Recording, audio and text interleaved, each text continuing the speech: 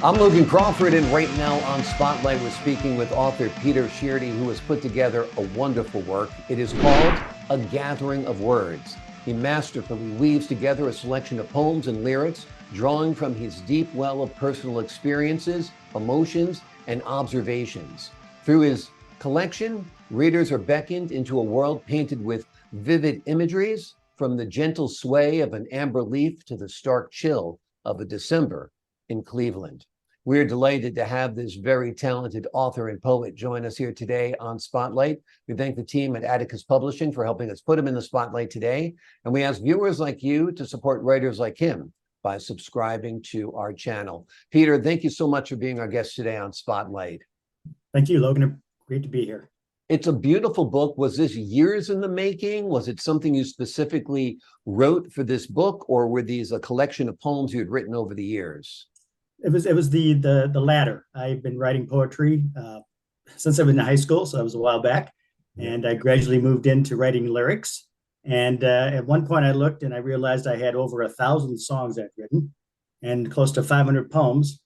And I thought, why not take my favorites and create a book out of it? And that's where this book came from. Wonderful. What's the difference between poems and lyrics? Well, I found out the hard way. I had to learn that. When I started writing lyrics, my associate and I were writing for what they called drive time radio, which is where you wanted your songs placed on the radio. Yeah. Well, you had to tell your story in under 4 minutes.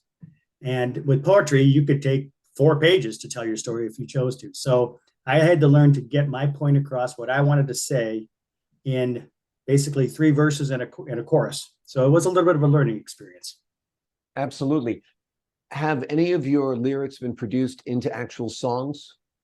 Actually, we have 2 CDs. I still say CDs. I don't say LPs, but we have 2 CDs of original music that we put together, and we're actually working on a 3rd one. Wonderful. Are you one of the performers on the CD? I'm behind the scenes. I just write the words. Well, you sound like you got a good set of pipes there, so I could see you doing some singing perhaps, but you got other people to do that. That's Absolutely. awesome. Tell me a little bit about your work when it comes to nature, such as the poem Gently, Ever So Gently. You know, a lot of that comes from Logan. I travel extensively for my real job, and I've been to every state in the country with the exception of Hawaii. But whenever I'm somewhere traveling, whether it be the stark beauty of North Dakota or the rocky coast of Northern California, I find something there that inspires me, and I want to write it down. And so that, in fact, just this morning, I drove in from traveling through rural Iowa, through cornfields after cornfields, and I've got a great idea in my head for a poem based on just driving through rural America.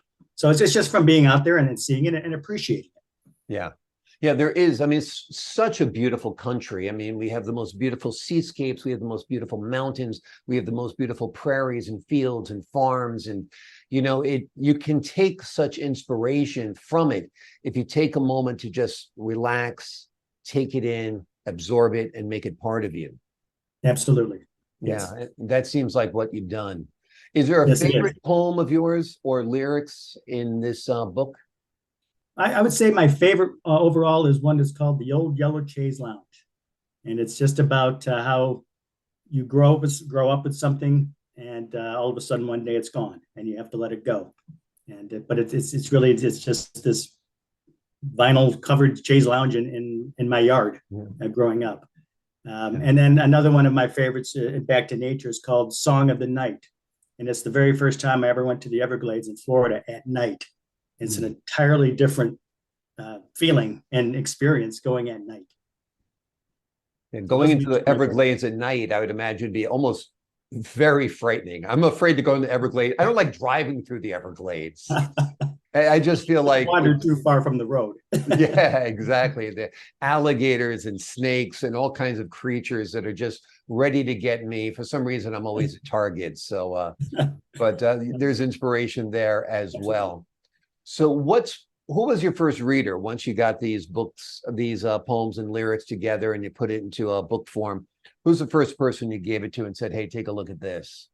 So I gave it to the gentleman that I write music with, who's read many of my lyrics, obviously every one of them, and had him just take a scan through it. And, you know, it's always good to get a thumbs up from your peers. Yeah.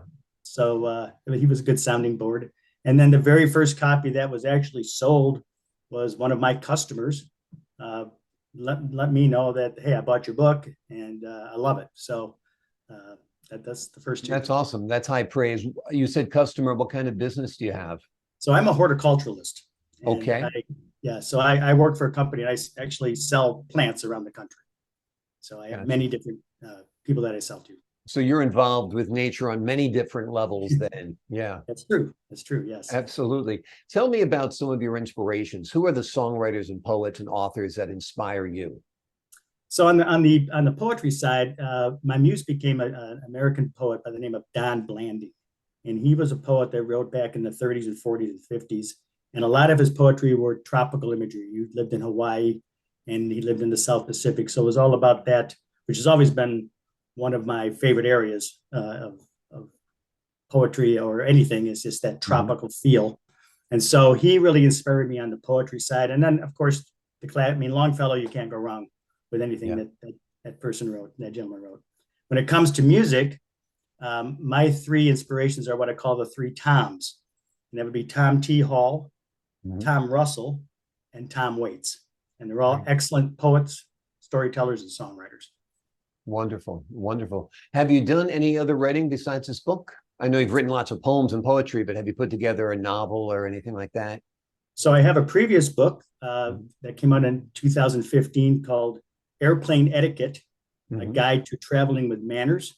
Because I'm on an airplane so often, I notice one of the things that's really lacking these days is manners in traveling. So this is kind of a guidebook of how to get you from the airport entrance to the plane and off the plane using some manners and etiquette. So that was my first book. And I have also written an animated screenplay.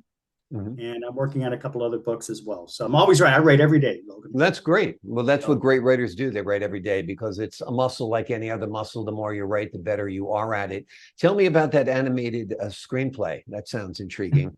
It was very intriguing. It's actually called The Planimals, and it's about a bunch of houseplants that come to life in Washington, D.C. Arboretum, and they want to seek wisdom of what there must be more to life than just being a houseplant. So they find that they could seek wisdom from the great giant sequoia in California. So they trek across North America on their way to find the giant sequoia to get the meaning of being a houseplant.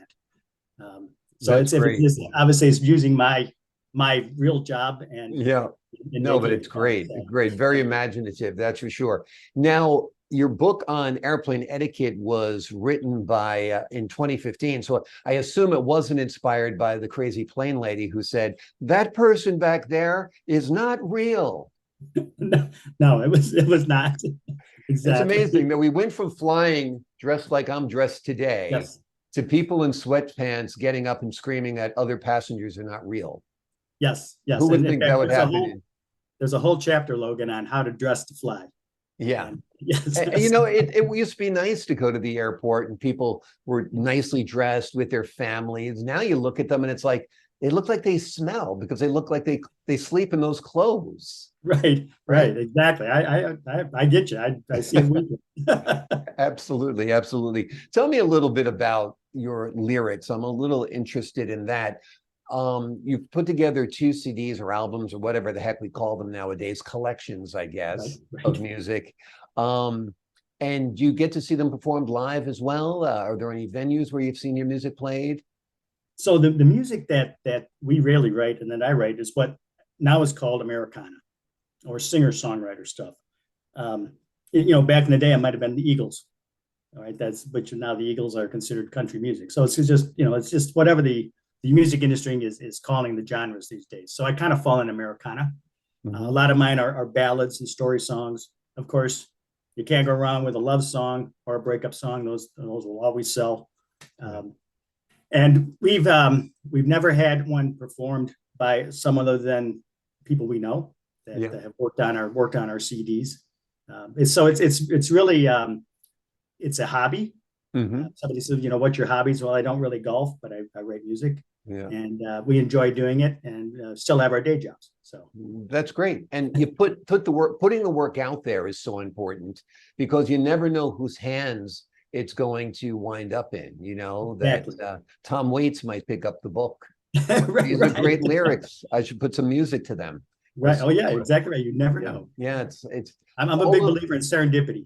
So. Exactly.